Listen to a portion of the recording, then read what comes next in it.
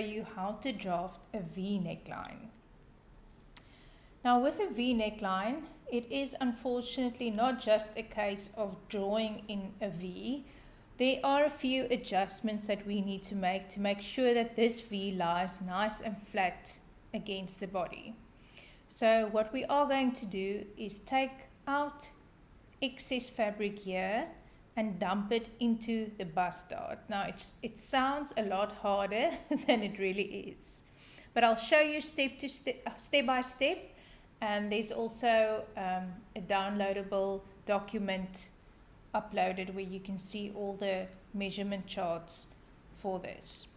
So the first thing that you want to do is establish your bust radius.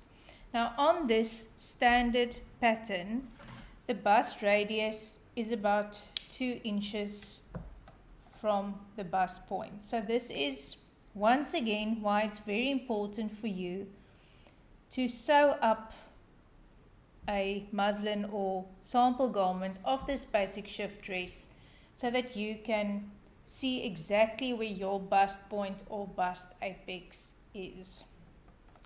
Okay, so my bust radius is 3.5 inches. So I'm just going to draw that in.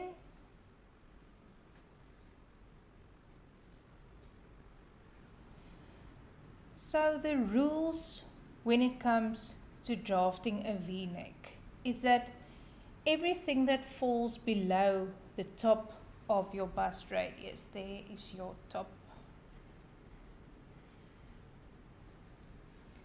is going to need an adjustment, otherwise it is going to gape. Now for me, the ideal V-neck depth for this specific pattern is about 5 inches. Just want to draw that in, and as you can see that this is falling below the bust radius. So now we have established that I am definitely going to need to make an adjustment here. I am going to need to fold out some fabric here and dump it in my bust dart. The question is just now, how much? Now your cup size determines that. In my example, this is a B cup, so it's going to be 1/2 inch. Then there's another rule. For each 1.5 inch that your V-neck falls below the top of the bust radius, you're going to add another 1/8 inch to that amount indicated by your cup size. So in my case, it's going to be 1/2 inch plus 1/8 inch gives me 5 inches. Okay, so now I am drawing a line from my bust point to roughly the middle of my V-neck line, but you can eyeball this. It doesn't need to be exactly in the middle. Now I'm going to draw in my dart. That is going to be 5/8 inch. Sorry, I just need to. Okay.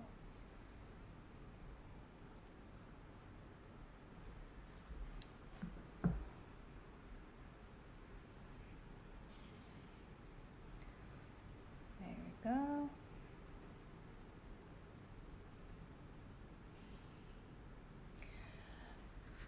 And before we pay any more attention to this, I just want to point out a few things design style wise. Just remember, you are the designer. You don't need to draw your line as straight as mine. Some people prefer to have their V neckline more curved. Then another thing, you're also welcome to take a bit off the shoulder width. If you like the idea of a more open chest area, then you can easily take off about 1 to 2 inches here at the shoulder strap. Another thing I'm going to do before we cut our dart legs is I'm going to lower this shoulder point by just 1/8 of an inch. The reason I'm doing this is to account for the stretch that this V-neck might have, because it's starting to fall on the bias line. So it just helps with that stretching a bit, and you just blend back to the original shoulder point. Okay, now we are ready to cut up our dart legs.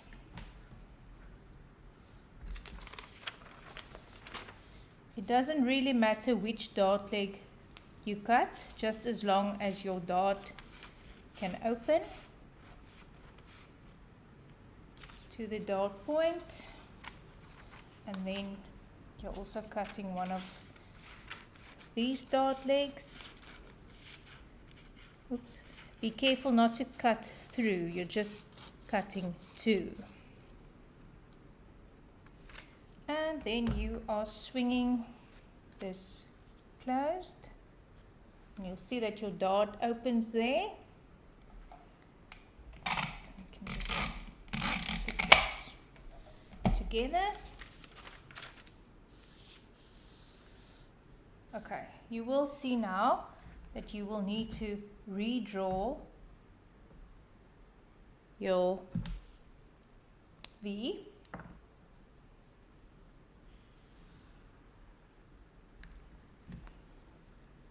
There we go. And you also have new dart leg position now. There we go. And what you'd also like to do now is true up your dart again. I'm just going to put some paper behind here. So I left out quite a crucial step in truing up the bust dart with our V-neck draft. So I just quickly drafted another one. You'll see I let out the bust radius now, because we already know how much to take in. And this is obviously relevant to all patterns where you need to true up the dart again, where you put some, or where you dumped some excess into your dart and your dart got bigger. So you just want to true it up again at the sides. And what that means is that when you sew up the dart and fold it down or fold it up, I'll be folding this down, then you just want to make sure that everything lines up nicely at the side seam and that there's no excess fabric. Okay, so the most important thing, like with all darts, the dart legs need to be the same length. Now that one is 5.5 inches. So we're just going to mark, okay, I actually marked to the right place. Okay, so that's my new dart leg, is coming up to there. Now I just want to measure the width of the dart is 2.5 inches. So that's 1.25 will be my middle point. You can draw that in.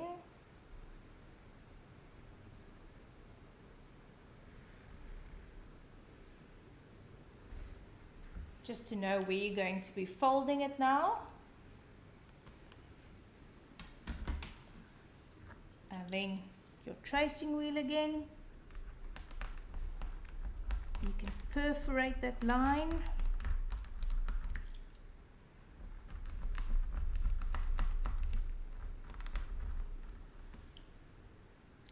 Really helps to do the top one as well when you're folding down. Obviously the opposite when you're folding up.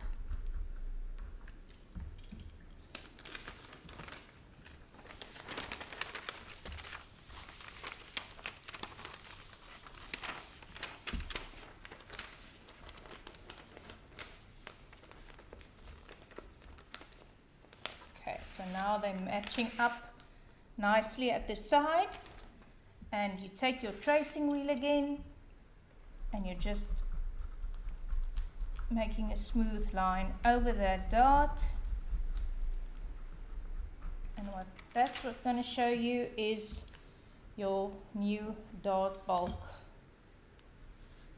I'm just cutting it out on a perforated line that I made.